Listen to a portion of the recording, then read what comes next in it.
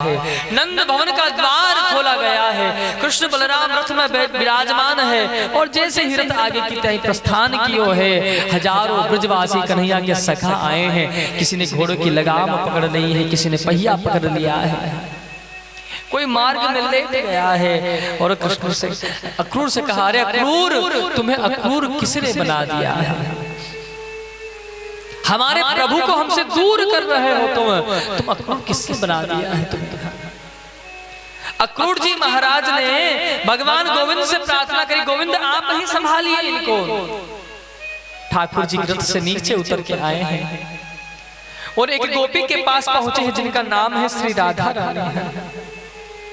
जाकर के बोले, देवी एक तरफ प्रेम हो और एक तरफ कर्तव्य हो तो मनुष्य को कहा करना चाहिए?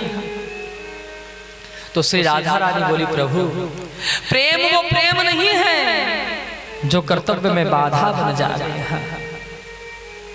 आप अपने कर्तव्य का पालन करो। कन्हैया ने कही, बस मेरे कर्तव्य वो बुलाए रहे हैं।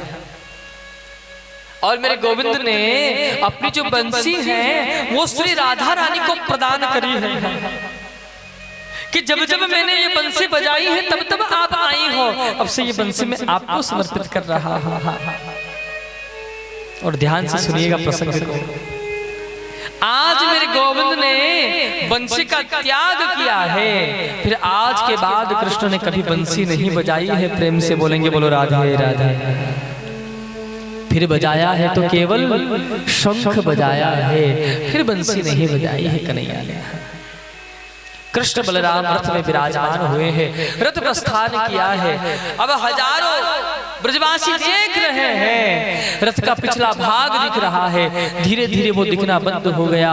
रथ की ध्वजा दिख रही है, धीरे धीरे वो भी दिखना बंद हो गई है।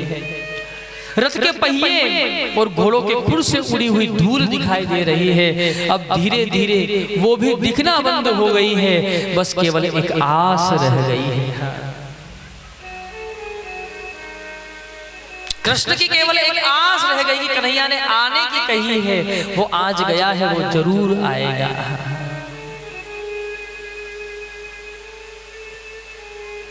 जैसे ही गोविंद रथ में विराजमान होकर प्रस्थान किए हैं, अक्रूर बाबा के मन में जो भाव है कि देखो मैं नन्हे नन्हे बालकों को मृत्यु का ग्रास बनाने के लिए लेकर के आया हूं। उसमें ब्रजवासी कितना स्नेह करते हैं कृष्ण और बलराम से। उन्हें क्या खबर है कि आज ये जा रहे हैं तो फिर लौट के आवे वाले हैं। अक्रूर बाबा के मन में मोह हो गया है। जमुना जी में स्नान करते समय मेरे कन्हैया ने अक्रूर बाबा के मोह की निवृत्ति की है। और यमुनाबाद में जाकर के प्रभु ने स्थान लिया है। कृष्ण और बलराम ने कहा, काका श्री आपकी अनुमति हो तो हम मथुरा नगरी की शोभा देखिए। हमने मथुरा नगरी को बड़ो नाम सुनियो है, आप अनुमति करो तो हम घूमिए हमें थोड़े से। अक्रूर बाबा ने कहा, लाला ज्यादा दूर मत जाइयो बेटा। हाँ, जैसे ही ये बात कही कृष्ण और बलराम पधारे हैं तो पीछे पीछे बहुत सारे यहाँ पर मथुरावासी बच्चे कन्हैया के साथ हो लिए हैं। और मेरे प्रभु का पदार्पण हुआ है जहां धनुष यज्ञ हो रहा है। कृष्ण और बलराम पधारे, उस धनुष को बीच में से उठाए हैं, उस धनुष का खंडन किए। एक टुकड़ा कृष्ण ने लिया है और एक टुकड़ा बलराम के हाथ में है। और 300 योद्धा उस धनुष की रक्षा कर रहे थे। सबका उद्धार कर दिया भगवान ने। यहां से प्रभु पधारे हैं कहा, जहां धोबी महाराज कपड़े धो रहे थे कृष्ण और बलराम पधारे। और कन्हैया ने जाकर कहा, मामा जी, ओ मामा जी। तो धोबी महाराज ने पीछे घूम करके देखा कपड़े धोते धोते, हमको मामा जी कहने वाला कौन आ गया जी? पीछे घूम करके देखा तो कन्हैया दिखाई दिया है। बोले, लाला हम आपके मामा जी कैसे हुए हैं? तो कन्हैया ने कहा, महाराज यहाँ के महाराज कंस हमारे मामा श्री हैं, इस नाते से आप सब हमारे मामा जी हुए। कन्हैया ने कहा, मामा जी ये 2-4 कपड़े हमको भी पहनने को दे दो। ये कंस महाराज का धोबी था। इसने प्रभु को अपशब्द कहा, अरे बालकों, महाराज कंस के कपड़े पहनने का सामर्थ्य रखते हो तो जैसे ही अपशब्द का प्रयोग किया है तो मेरे गोविंद दौड़ कर गए हैं। गोविंद नहीं समझ गए ये वही धोबी है। कौन? रामा अवतार में माता जानकी के ऊपर कलंक लगाया था इसने। तब का इसका मेरा हिसाब थोड़ा बाकी था, लेकिन अब किसी का हिसाब नहीं रखेंगे बाकी। कृष्ण दौड़ कर गए हैं और एक थप्पड़ का प्रहार किया महाराज। धोबी महाराज के तो प्राण पंखिर उड़ गए हैं। प्रेम से बोलेंगे बोलो राधे राधे। धोबी महाराज का उद्धार किया है। कपड़े लेकर के पहने तो कंस महाराज के कपड़े बड़े थे, अब कन्हैया मेरे छोटे से। सो कपड़े पहने तो कन्हैया कैसे लग रहे हैं जानते हो? खेत में लगाते हो ना कपड़े का, क्या बोलते हो उसे? काग भगोड़ा, पंछियों को उड़ाने में काम आता है। सो महाराज कन्हैया ऐसे लग रहे थे। एक दर्जी महाराज ने वस्त्र प्रभु के नाप के बनाए। प्रभु ने उनको आशीर्वाद दे दिया कि सुई और धागे से ही तुम्हारा काम हो जाएगा, गुजारा हो जाएगा। अब 300 रुपए का कपड़ा नहीं है, 400 रुपए सिलाई है उसकी। हाँ, और काम कितना है? केवल सुई और धागे का बस। एक पूरे जो धागा के वो जो है वो पूरा लगेगा नहीं आपके कपड़े में, उसमें से भी बच जाएगा, लेकिन उसका भी इतना चार्ज है।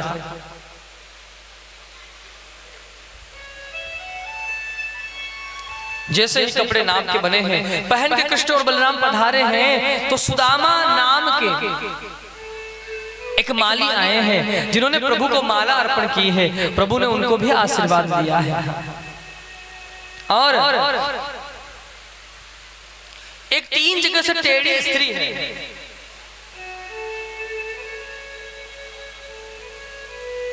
प्रभु वो जा रही थी, प्रभु ने उसको देखा, कहा अरे ओ सुंदरी। अब काले व्यक्ति को आप कह दो बड़े गोरे लग रहे हो जी आप, देखो फिर वो घूम के देखेगा आखिर इसको ऐसा क्या लगा है। तो कन्हैया ने कहा अरे ओ सुंदरी। जैसे ही बात कही तो उस देवी ने घूम करके देखा, बोले मुझे सुंदर कहने वाला यहाँ कौन आया है? मेरे प्रभु ने कहा देवी आपका नाम क्या है? मेरे गोविंद पधारे, उसके पांव पर पांव रखे, ठोड़ी में हाथ रखे, जैसे उसे उठाए तो 3 जगह से टेढ़ा पर उसका दूर हो गया। वो प्रसन्न हो गई, बोले महाराज मेरे द्वारा चंदन भगवान श्री कृष्ण को बहुत प्रिय है। मेरी इच्छा है कि ये चंदन मैं आज आपको अर्पण कर दूं। उस देवी ने प्रभु को चंदन लगाया है। प्रभु ने पूछा आपका नाम क्या है? तो उस देवी ने अपना नाम बताया कि मेरा नाम सिरेंद्री है और कुब्जा दासी भी मुझे कहा जाता है।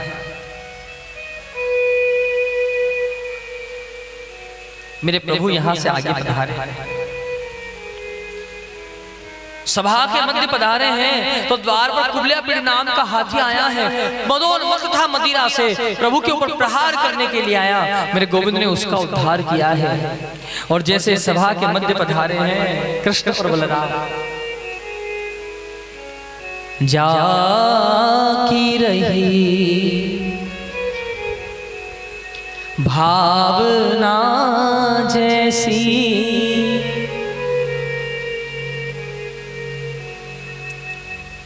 प्रभु मूरत देखे तिल तैसे, प्रभु बिन मूरत देखी तिल तैसे। जिसकी जैसी भावना रही है उसको ठाकुर जी के वैसे ही दर्शन हो रहे हैं। योगी जन देख रहे हैं तो उन्हें ऐसा लग रहा है कि योग चल करके आ रहा है। सिद्ध लोगों को अपना सिद्ध दिखाई दे रहा है। और कंस महाराज देख रहे हैं तो उन्हें अपना काल दिखाई दे रहा है। हल कौशल युद्ध करने के लिए आए, भगवान ने उनका उद्धार किया है। और चाणों और मुष्टिक भी युद्ध करने के लिए आए, भगवान ने उनका भी उद्धार किया। अब कंस महाराज कह रहे हैं इन दोनों बालकों को सभा से बाहर निकाल दो। कन्हैया ने कहा मामा जी अभी तो आपकी और हमारी मुलाकात भी नहीं हुई है, बिना मिले कैसे चले जाओ। एक छलांग लगाई कि कंस महाराज के पास पहुंच गए। अब कंस महाराज तो थर थर कांपने लगे जी। मेरे गोविंद ने जाकर के कंस महाराज के केश पकड़ लिए। कंस महाराज ने कहा ये क्या सभ्यता है, केश छोड़ो, हमें बड़ा दर्द होता है। तो कन्हैया ने कहा मामा जी जब आपने मेरी माताश्री के केश पकड़े थे, क्या उस समय मेरी माताजी को दर्द नहीं हुआ होगा? कि जाके पग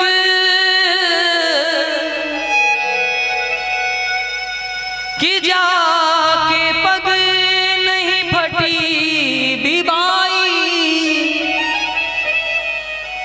वो कहा जाने पीर पराई। जिसके पाँव में कभी बिबाई न फटी हो ना, उसे क्या पता चलेगा कि कितना दर्द होता है इसे। और वो एक पिता है।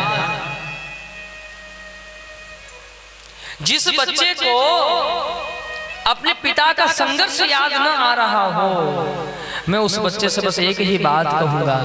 जिस बेटी को अपने माता पिता के जीवन का संघर्ष याद न आ रहा हो, तो उनसे एक ही बात कहूंगा, अपने माता पिता के पांव को देख लेना एक बार। उसी से आपका अनुभव हो जाएगा।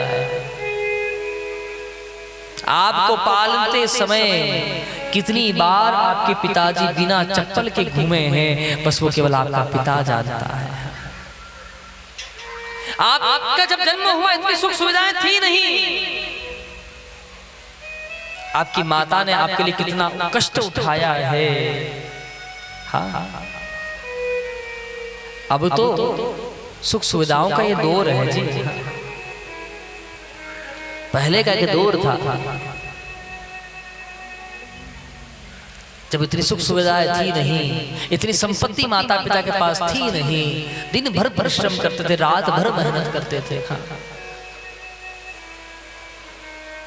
वस्त्र पहनने को बराबर नहीं मिल पाता था, पाँव में पहनने को लिए जूते नहीं मिल पाते थे, चलने के लिए साधन या किराया नहीं मिल पाता था।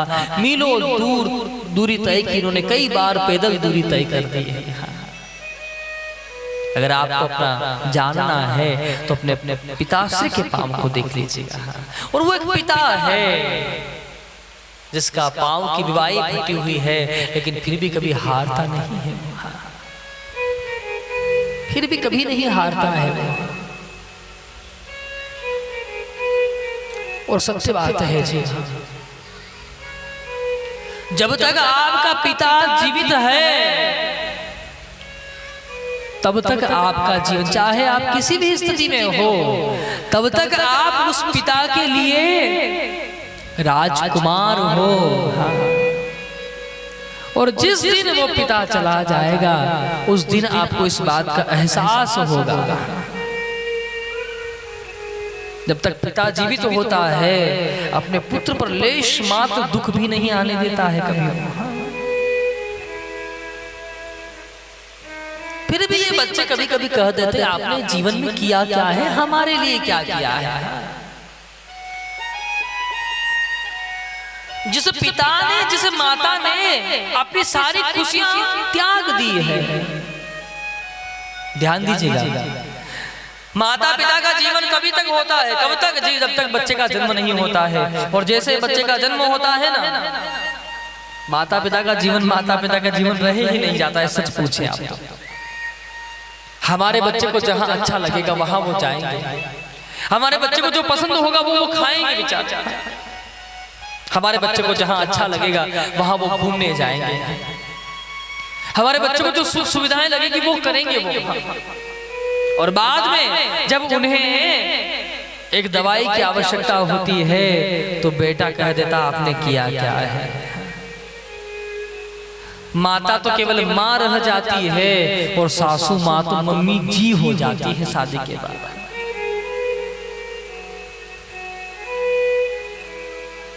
ध्यान दीजिएगा, मैं ये नहीं कहता कि उनका सम्मान ना कीजिए, उनका भी सम्मान कीजिएगा। कितना कीजिए, उनका सम्मान इतना कीजिए जितना आप कर सकते हो। लेकिन अपने माता पिता की सेवा इतनी कीजिए जितनी आप भगवान की कर सकते हो। प्रेम से बोलेंगे बोलो राधे राधे। जीवन आपका उसी से सुखमय हो सकता है, बाकी कोई उपाय नहीं है। हाँ। भगवान गोविंद केश पकड़े हैं, बोले कि लाला केश छोड़ो हमारे, बड़ा दर्द हो रहा है। कन्हैया ने कहा मेरी माता श्री के केश पकड़े हुए ध्यान नहीं है आपको। और मेरे कन्हैया ने एक थप्पड़ का प्रहार किया महाराज। कंस महाराज के तो प्राण पंखी उड़ गए। बोलो दुष्ट निकंदन भगवान की।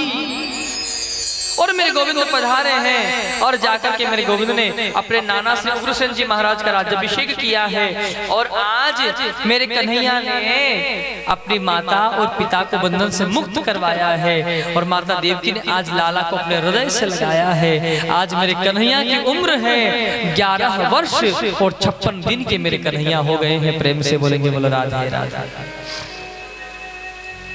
माता देवकी ने लाला को अपने हृदय से लगाया। लाला धन्य है माता यशोदा कि मेरे बेटा को इतना सुंदर लालन पालन कियो है देवी ने। अरे मैं तो वो अभागन माँ हूँ जिसने अपने 8 पुत्रों को जन्म दिया है, लेकिन एक भी पुत्र को वो स्तनपान न करा सकी है। 8 पुत्रों को जन्म तो मैंने दिया है, लेकिन स्तनपान कराने का सौभाग्य मुझे एक को भी नहीं मिला है। अब कन्हैया के सखा आए और लाला से बोले कन्हैया से, कन्हैया भैया चलो ब्रज की ताई। तो कन्हैया ने कही भैया हम 2-4 दिन यहाँ रहेंगे और परसों तक ब्रज में लौट करके आ जाएंगे। कन्हैया के सखा ने कही कन्हैया आ जाओगे ना? बोले हाँ भैया परसों तक लौट आएंगे हम। कन्हैया के सखा यहाँ से प्रस्थान किए हैं और मेरे गोविंद का आज जनेऊ संस्कार हुआ है। जनेऊ संस्कार होने के पश्चात मेरे गोविंद विद्या अध्ययन करने के लिए अवंतिका धाम उज्जैन पधारे, जहाँ सारी विद्याओं को पढ़े हैं मेरे ठाकुर जी। धनुर्विद्या को पढ़े हैं और सुदामा नाम के ब्राह्मण से मेरे प्रभु गोविंद की मित्रता हुई है। आज लौट करके आने लगे तो गुरुजी से बोले गुरुदेव गुरु दक्षिणा में जो इच्छा हो सो मांग लो। तो गुरुजी ने कह दिया प्रभास क्षेत्र में मेरा पुत्र मृत्यु को प्राप्त हो गया है, मेरा पुत्र लाकर के मुझे प्रदान कर दो। मेरे गोविंद पधारे हैं। यमराज महाराज के वहां से गुरुपुत्र लाकर के गुरुजी को प्रदान किए हैं भगवान श्री कृष्ण। और जब वहां से लौट करके आने लगे तो सुदामा जी से बोले भैया सुदामा कभी समय लगे तो हमसे मिलने के लिए जरूर आना। सुदामा ने कहा भैया कभी टाइम लगेगा तो जरूर आएंगे, आपको कभी समय हो तो आप भी हमसे मिलने के लिए जरूर आना। ऐसी कथा का यहाँ निरूपण वर्णन करते हैं। और यहाँ से मेरे कन्हैया पधारे हैं कहाँ? मथुरा। जैसे ही मेरे ठाकुर जी मथुरा पधारे हैं,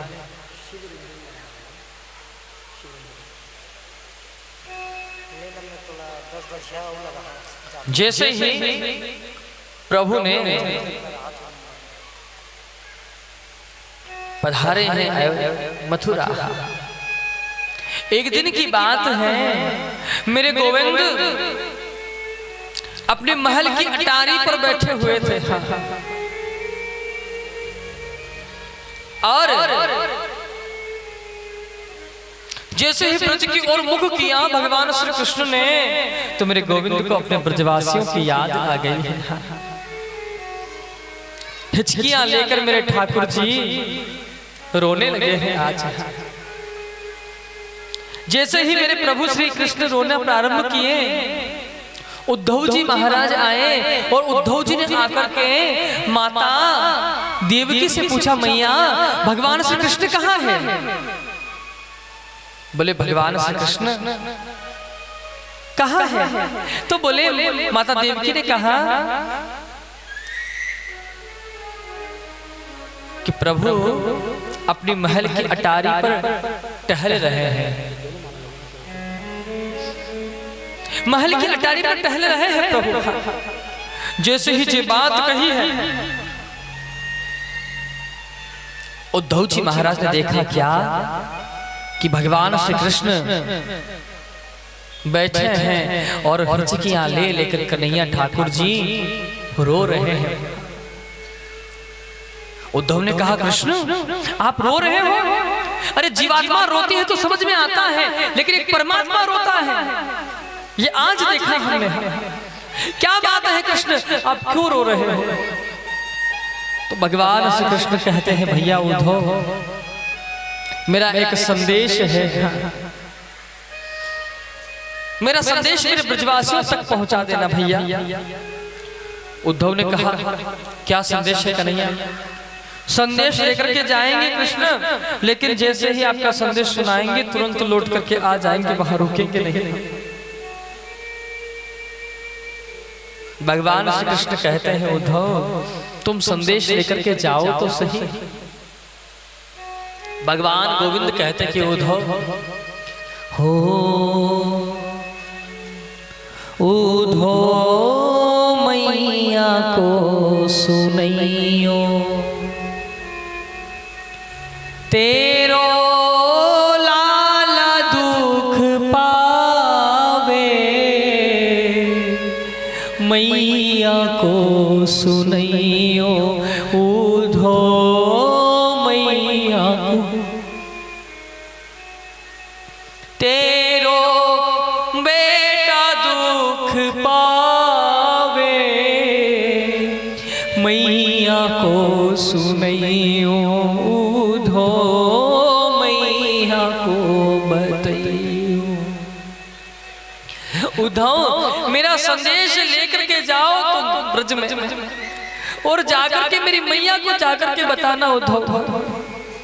गोविंद कहते हैं, भैया कोई ना मुख धोवे ताते जल,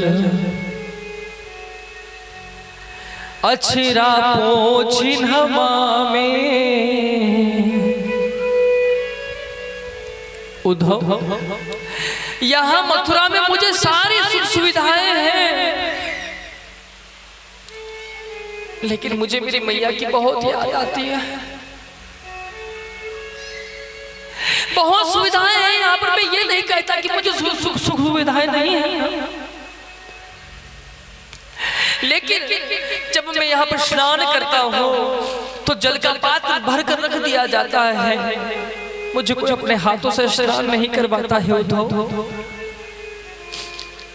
जब मैं अपने माता के पास था ना, कभी अपने हाथ से मैंने स्नान नहीं किया है, हमेशा मेरी माता मुझे अपने हाथों से स्नान कराती थी। मैंने अपना मुख कभी अपने हाथ से धोया नहीं है, मुख कैसे धोते हैं मुझे पता नहीं है। वो तो मेरी माता हमेशा सुबह मेरा अपने हाथों से मेरा मुख धोती थी। और भगवान श्री कृष्ण कहते हैं कि उद्धव कि माखन रोटी नाम ना जानू,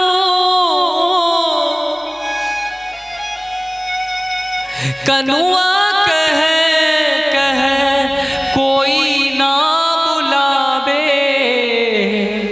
मैया को सुनैयो, उद्धव मैया को बतैयो।